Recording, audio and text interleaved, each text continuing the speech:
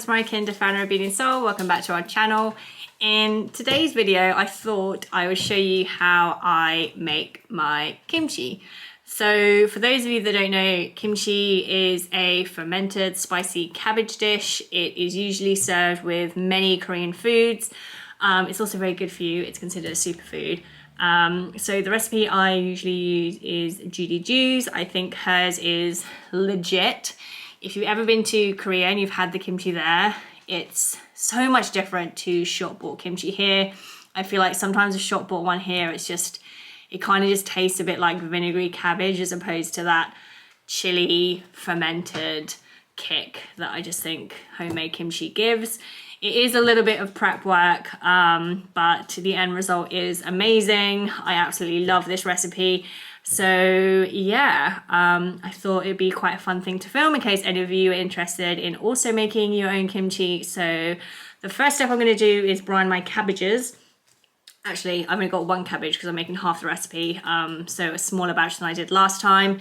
And I need to leave the cabbage to brine for about 8 to 10 hours. So I'm going to show you that a bit first and then show you how we prep all the rest of the other ingredients to make the final product. So this is the recipe that I use. This is from Judy Joo's book, Korean Food Made Simple, but it's also online. As you can see, there's quite a few different ingredients on here. So I'll talk through that when I do the prepping, but for now I'm going to brine the cabbages. So I've just got my Le Creuset pan. I'm going to put some salt, warm water, and then cut the cabbage and then leave it to soak for 8 to 10 hours. So there's 4 cups of warm water in there, and then I'm putting just over 1/3 of a cup of salt in there, and that'll be my brine mixture. I'm just going to mix that a little bit, and that salt will dissolve in the warm water, and meanwhile I'll cut the cabbage.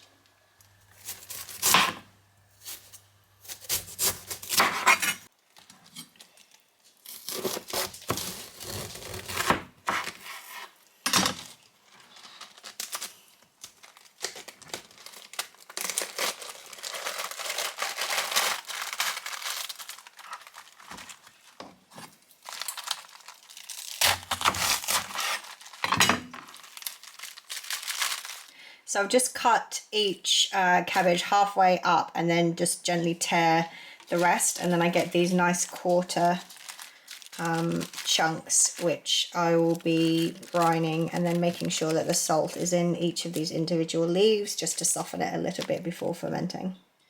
So I've just sprinkled a little bit more salt in between the individual leaves just to make sure that these hard bits soften as it's brining, and then I want to make sure that the salted water is covering most of the cabbage. Now it will shrink the cabbage and water will be drawn out, so when I check it, it will definitely be submerged, but I might just put a plate on top before putting the lid on and leaving, just to make sure that it remains submerged under the water. Okay, so these have been brining for about 6 hours now, and I'm just going to go make the stock.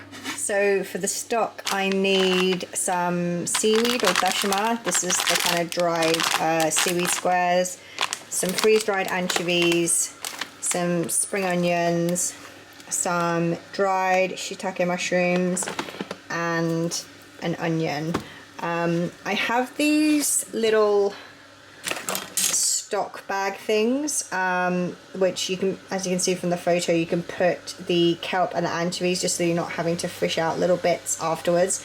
So I might put the dashima and the anchovies in this little thing just to help the stock. Oh, and I also need the garlic as well.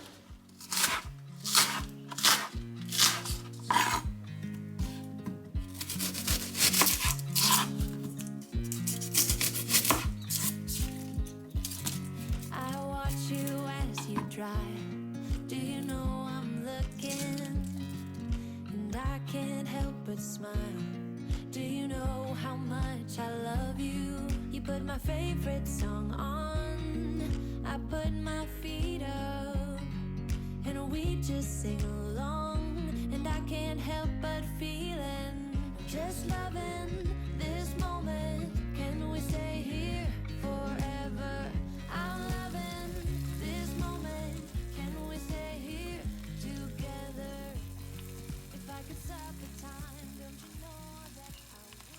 Okay, so the stock is boiling. Then for the remainder of the paste ingredients, I have some salted shrimp. I need a lot of garlic, so I usually go to my Korean grocery store and get the peeled garlic. I need fish sauce, gochugaru. This is the Korean red chili pepper powder. Don't try and substitute for other chili flakes. It needs to be this one, or at least a gochugaru Korean style pepper flakes. I need sugar, and I also need a little bit of ginger. So I'm going to blend all these ingredients in the food processor, add the stock, and then that will be the foundation of the kimchi paste.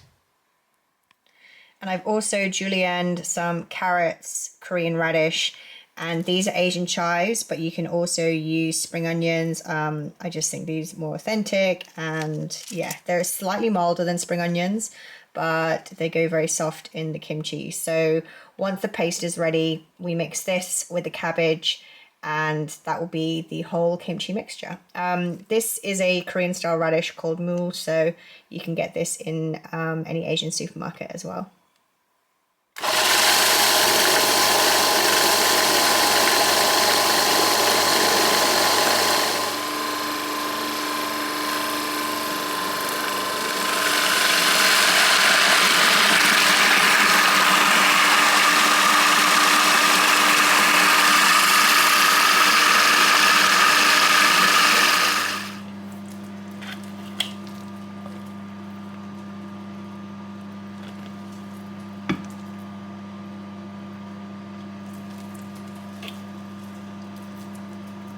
Okay, so I've just drained my cabbage, and I'm just gonna rinse it out and get all the salt, extra salt out of these leaves. But as you can see, it's all nice and soft now.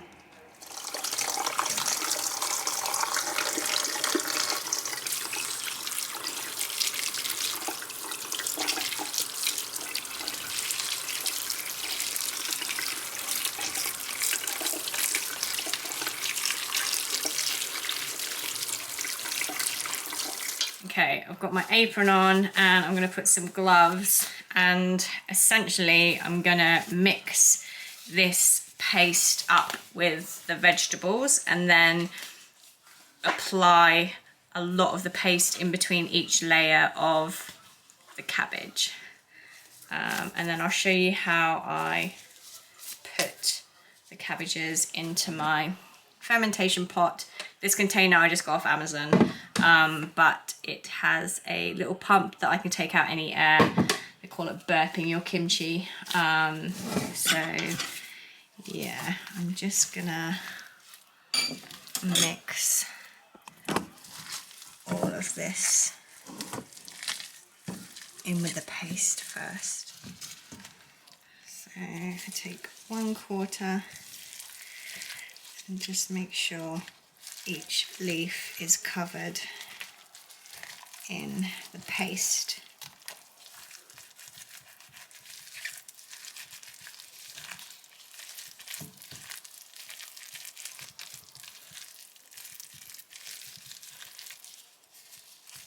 Okay, so that's all the kimchi done. What I do is each quarter that I do, I tuck the end and twist it around behind, so it's like a, I don't know, like snugging a bug in a rug. It's all nice and neat.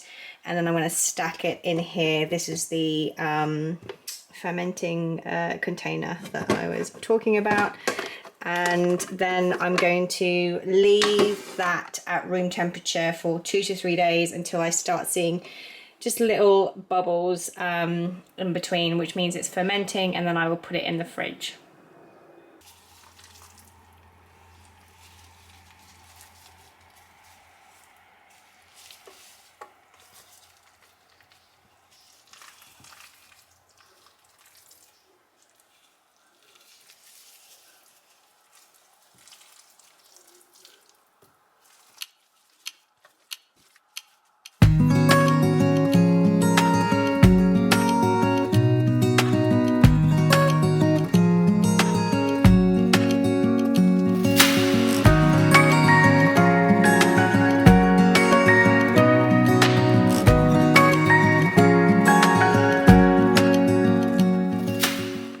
Okay, so I've just tried to push the rest of the sauce down so that there's no massive air bubbles there, and then I'm just going to put some cling film and rest on top, so again there's not going to be that much air, and then I'll pop the lid back on.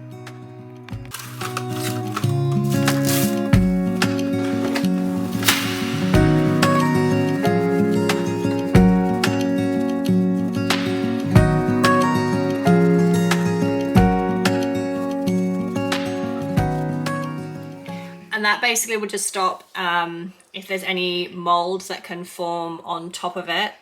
It's just good to act as a little seal. And then I'll pop this lid on, and that is ready to ferment at room temperature for 2 to 3 days. I'm gonna look for tiny little bubbles, not air bubbles, but just a sign that it's fermenting and it's doing its thing. And then I'm gonna put it in the fridge to age for about 2 to 3 weeks. It really depends. I think after a few days, if you like your kimchi quite tangy and young, then you can eat it. I think it's a slightly too strong and salty. I like mine a little bit aged, so I will ferment it for, like I said, around a few weeks, but then that usually will then last me for a good 6 weeks, and I have kimchi quite a bit. But yeah, this is my kimchi, and I'll show you and keep you updated when it finishes fermenting. Okay, so this has been fermenting just at room temperature for about 3 days now, but I was basically just waiting to see these tiny little bubbles. Sometimes you can see them moving, but that's essentially that the kimchi is now fermenting. So I'm going to put this in the fridge now, and I'll probably leave that to ferment for another week or 2, and then it'll be ready to eat. So just to let you know, you could eat your kimchi after it's been fermenting for after a few days if you like it quite salty and new and tangy. I myself like to ferment it for another 10 days maybe in the fridge, and then I'll just keep trying it until it kind of gets to the strength that I like, and then it can kind of keep in the fridge for quite a while because obviously it's fermented. Usually doesn't last too long though for me, but my last batch lasted for maybe a couple months, and obviously it's fine to eat. Really good for your digestion as well. So yeah, I hope you enjoyed this. Like I said, I'll link the recipe that I use, which is Judy Joo's, below. I found that it is the most authentic Korean. It is quite garlicky and strong kimchi. So if you like it more on the mild side, maybe look at a different recipe, but this is the kimchi like how I get in Korea. So this is why I like this particular recipe.